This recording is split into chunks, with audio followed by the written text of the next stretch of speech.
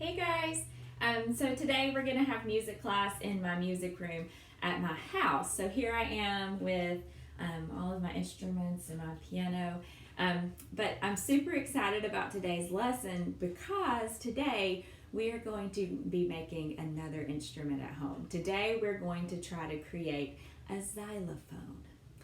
Some of you may have seen a xylophone before. I have some in my classroom at school, so you may have seen one there.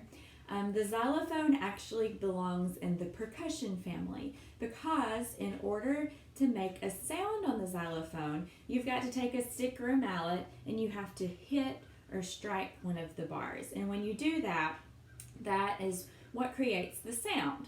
And the xylophone's really cool because it's a pitched instrument. It does not create just one sound or one pitch. If depending on which bar you hit, you can either get a low sound or a high sound.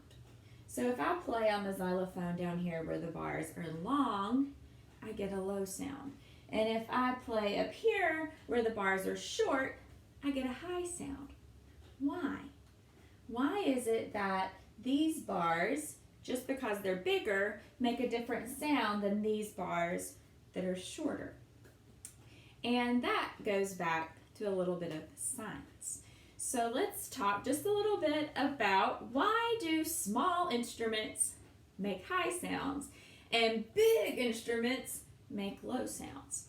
And you can see here that I have a picture of a girl and she's playing the flute. The flute is a teeny tiny instrument and it makes a high sound. This guy over here is playing a tuba. Tuba is a big, huge instrument, and it makes a low sound. Generally speaking, small instruments are going to be high, big instruments are going to be low. And so why? It all has to do with sound waves and the types of sound waves that those instruments create.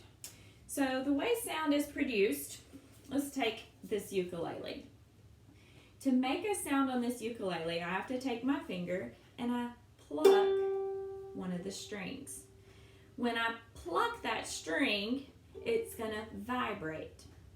And the vibrations produce sound waves that travel through the air all the way to my ear. Once it reaches my ear, I can hear it. The cool thing about on a string instrument like this, you can feel the strings vibrating or you can see the strings vibrating. And another cool thing about it is as soon as I put my finger back on the string and I make it stop vibrating, the sound stops. Watch this.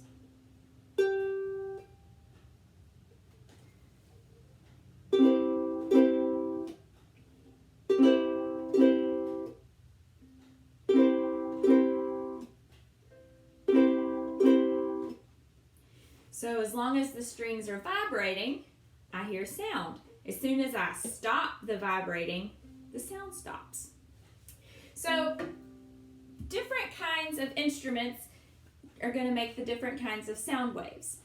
Big instruments, like the tuba, make these big sound waves, and that's for a low sound. Small instruments, like the flute, make shorter sound waves. They're smaller. And that's what makes the higher sound. Okay? So, in order for us to make a xylophone at home, that means that we have to make something that's going to make different sounds. We've got to make something that's going to make high sounds, and we've got to make something that's going to make low sounds. So, in order to do that, we are going to, I want you to go around your house and I want you to find some cups or jars. And it's best if your cups or jars are all the same size. So you can see right here in front of me, I found 8 mason jars at my house. If you don't have 8, that's fine. If you only have 3, that's perfectly fine as well. But I went ahead and did all 8 of them.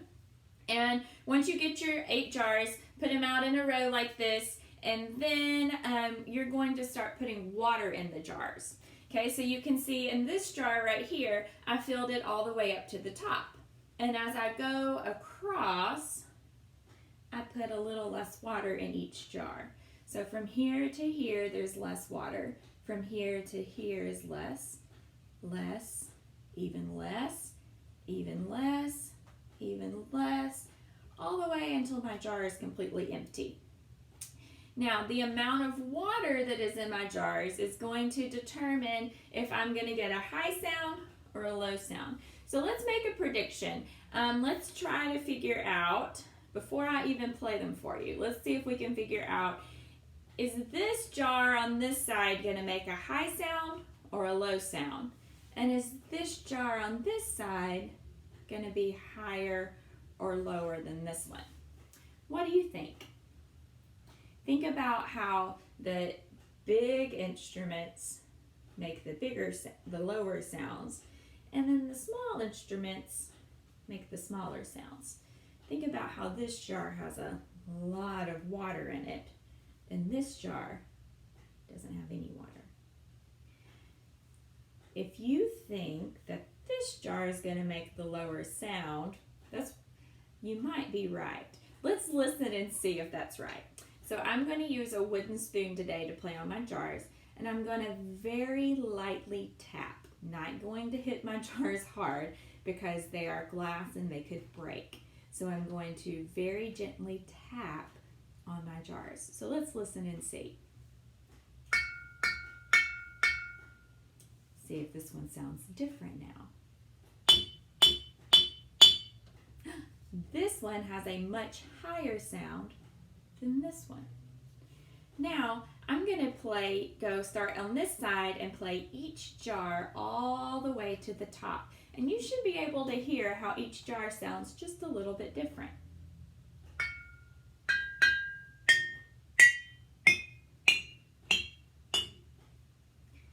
I went from low to high. Listen again.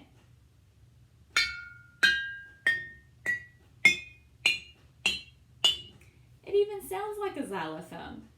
Now, after I have all of my jars laid out, now I can play songs. So listen, see if you recognize this song.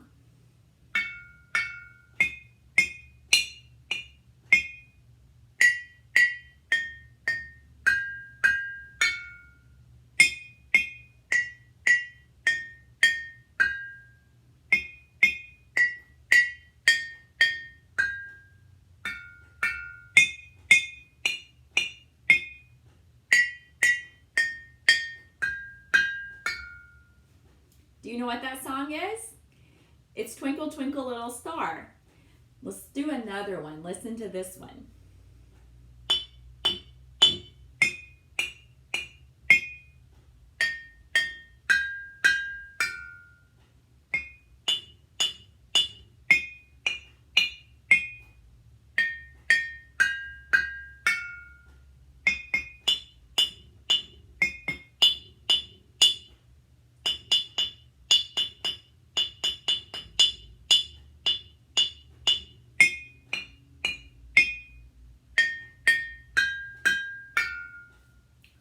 What song was that? Old MacDonald Had a Farm. All right, so I want you guys to create your very own water xylophone at home. Remember, you don't have to have a whole bunch of glasses. If you just have 2 or 3, that's perfectly fine. Just make sure that they have different amounts of water in them so that you're going to get high pitches and low pitches.